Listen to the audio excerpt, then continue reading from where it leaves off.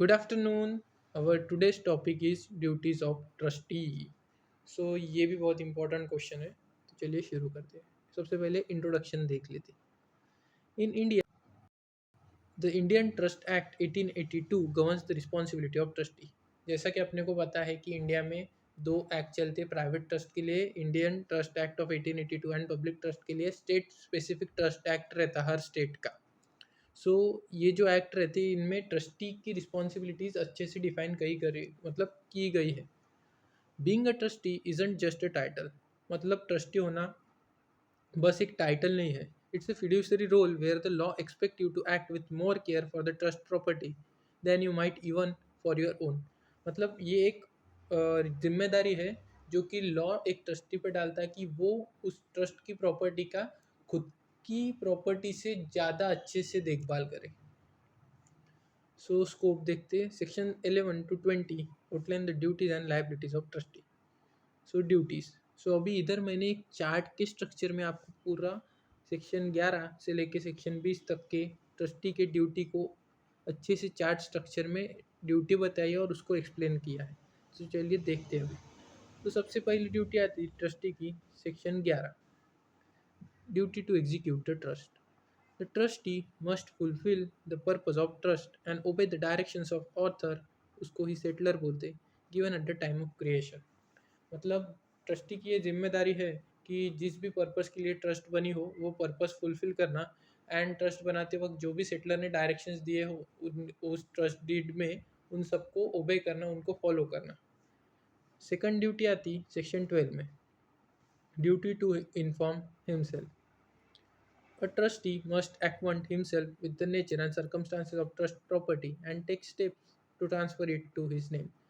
सो जब भी ट्रस्ट बनती तो ओनर ट्रस्टी को पहले पूछता कि तुम ट्रस्टी, मैं तुम्हें ट्रस्टी करके अपॉइंट कर रहा, तुमको चलता ना. तो अगर ट्रस्टी ने हाँ बोला तभी वो ट्रस्टी करके अपॉइंट होता, या तो फिर ट्रस्टी रिजेक्ट भी कर सकता मतलब इनविटेशन टू बिकम ट्रस्टी. सो अगर ट्रस्टी खुद होके ट्रस्टी बनने को राज़ी हो रहा तो उसको सबसे पहले खुद को ये बताना पड़ता कि अभी जो प्रॉपर्टी है ट्रस्ट की वो ओनर ने अपने को ट्रांसफ़र कर दी है, तो अभी अपने को उस प्रॉपर्टी की देखभाल करना है और उस प्रॉपर्टी से जो भी इनकम होगी उससे ट्रस्ट का पर्पस फुलफिल करना है. सो सबसे पहले उसको इन्फॉर्म खुद को ही करना पड़ता. Then section 13. Section 13 says duty to protect title. The trustee is bound to maintain and defend all such suits and take steps to preserve the trust property and the title. Trustee की ये जिम्मेदारी है कि वो अगर trust के खिलाफ कोई भी सूट फाइल हो रहा तो उसमें ट्रस्ट को रिप्रेजेंट करे और ट्रस्ट के खिलाफ मतलब फैसला लाए, मतलब ट्रस्ट को फेयर जस्टिस मिले. एंड जो भी ट्रस्ट की प्रॉपर्टी है उसको अगर वो डेंजर में है तो उसको प्रोटेक्ट करने की भी ट्रस्टी की जिम्मेदारी है. देन आता section 14, not duty to not set up adverse title. A trustee cannot claim the trust property as their own or support the claim of third party against beneficiary. तो trustee trust की property को खुद की property नहीं बता सकता क्योंकि वो एक मैनेजर है अभी उस प्रॉपर्टी का. वो प्रॉपर्टी बेनिफिशियरी को ही जाने वाली है. एंड वो ये मतलब किसी के सपोर्ट में भी नहीं आ सकता अगर कोई थर्ड पर्सन आके बोले कि ये प्रॉपर्टी मेरी है, मतलब एडवर्स पोजीशन ले ट्रस्ट की प्रॉपर्टी पे, तो ट्रस्टी उसको भी सपोर्ट नहीं कर सकता और बेनिफिशियरी के खिलाफ नहीं जा सकता. Then section 15, duty to take care of property. A trustee must deal with the trust property as carefully as a man of ordinary prudence would deal with his own property. So trustee की ये जिम्मेदारी है कि उसने trust की property का इस तरीके से देखभाल करने को होना जो कि एक सर्वसाधारण आदमी अपनी प्रॉपर्टी का करता है. Then section 16, conversion of perishable property. So इसका मैं एक आपको एग्जांपल बताता. तो एक फॉर एग्जांपल खेत है मेरा, फार्म. उस पे इस बार टोमेटो उगे और टोमेटो अगर बेचे नहीं गए तो वो एक अपन 10 डेज पकड़ ले तो ये 10 डेज में ख़राब हो जाते, सड़ जाते. फिर वो किसी के भी यूज़ में नहीं आती, ना उससे कुछ इनकम मिलती. तो अगर ऐसा हो रहा होगा तो ट्रस्टी ने क्या करना, वो 10 दिन के अंदर अंदर ही सभी टमाटर बेच देना, और उससे जो भी इनकम जनरेट होंगी वो एक तो एफडी कर लेना ट्रस्ट के नाम से, या फिर वो जो ट्रस्ट के पर्पज़ है उसके लिए यूज़ करना। सो यही ये बताता section 16। If the trustee if the trust is for benefit of several persons in succession and the property is of wasting or perishable nature, the trustee must convert it into permanent property। मतलब टमाटर बेच के उससे जो भी income आएंगी उससे FD कर लेना, मतलब टेम्पररी इनकम से उसको परमानेंट में कन्वर्ट कर देना। उसके बाद section 17, duty to be impartial where sorry be impartial.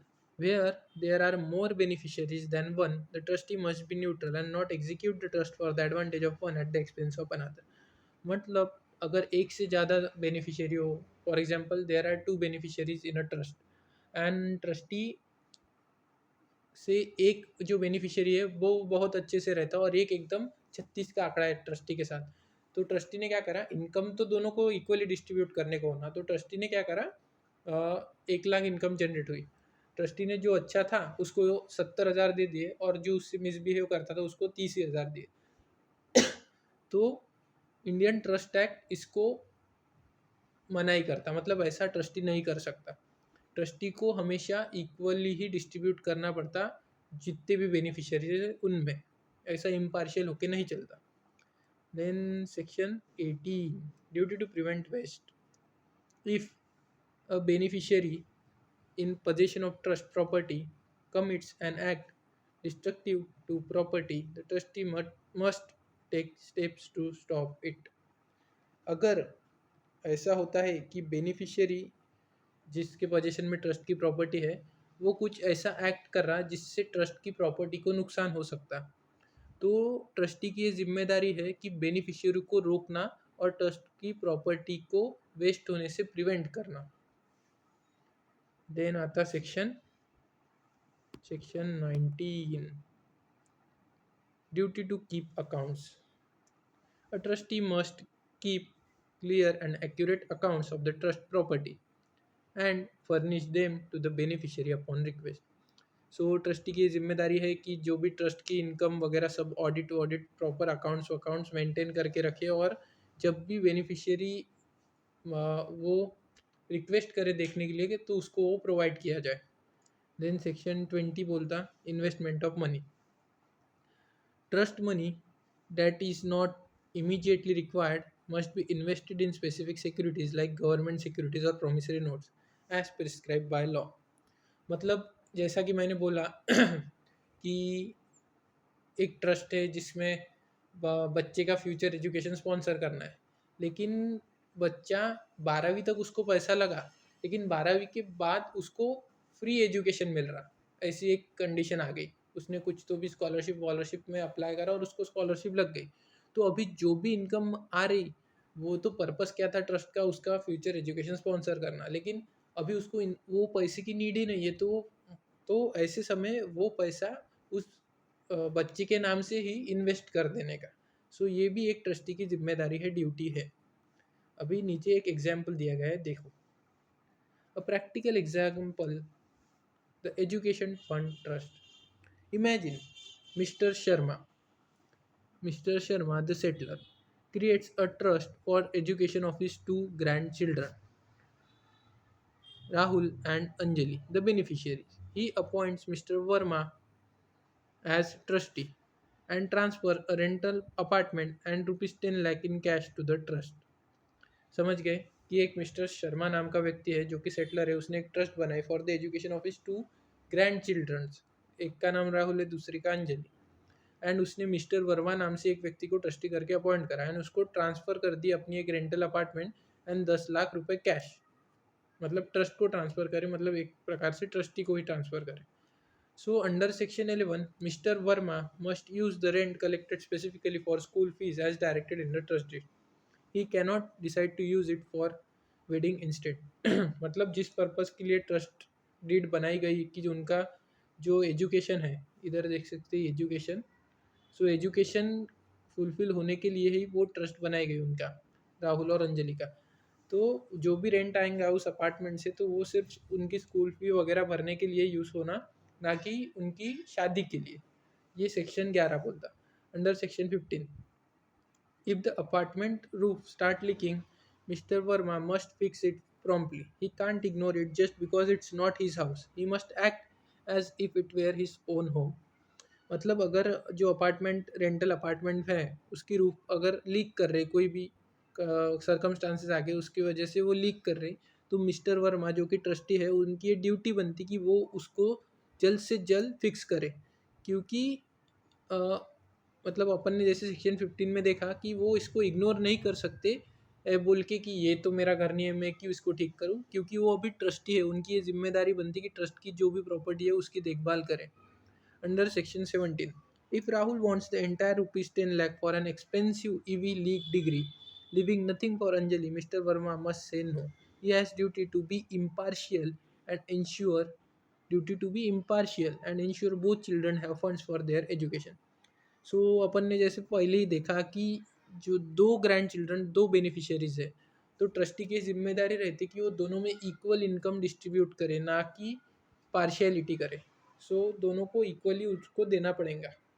Under section 20, mister Verma cannot invest the ₹10 lakh in a friend's risky startup or the volatile crypto market. He must invest it in authorized securities like a safe fixed deposit or government bond to ensure the capital is safe for the kids. मतलब अगर income आ रही अच्छी खासी और वो बच रहे, मतलब इनका पर्पस फुलफिल होने के बाद भी वो बच रही, तो तब सेक्शन 20 के अंदर इन्वेस्ट करने को बोला गया है, ड्यूटी है ट्रस्टी की। तो ट्रस्टी ने लेकिन वो इन्वेस्ट भी किधर करना, गवर्नमेंट बॉन्ड्स या फिक्स डिपॉजिट में। वो वोलाटाइल रिस्की स्टार्टअप वगैरह या शेयर मार्केट वगैरह या क्रिप्टो मार्केट में इन्वेस्ट नहीं कर सकता। सो लास्ट में रहता अपना important note on liability. If a trustee fails to perform this duty, for example, failing to invest money under Section 20, leading to loss, it is considered as breach of trust, and the trustee may be personally liable to compensate the beneficiaries for the loss. अगर उसने गलत जगह investment कर दी as per section 20, जो कि उसकी duty थी कि उसने सिर्फ गवर्नमेंट बॉन्ड्स या फिक्स डिपॉजिट वगैरह में ही पैसे डालना, और वो इन्वेस्टमेंट से उसको अगर लॉस होता है, ट्रस्ट को लॉस होता है, तो वो लॉस ट्रस्टी को खुद के पॉकेट से भरना पड़ेगा, उसके लिए ट्रस्ट लायबल नहीं रहेंगी और ये ब्रीच ऑफ ट्रस्ट कंसिडर किया जाएगा। सो आज की वीडियो में इतना ही। Thanks for watching the video and do subscribe the channel.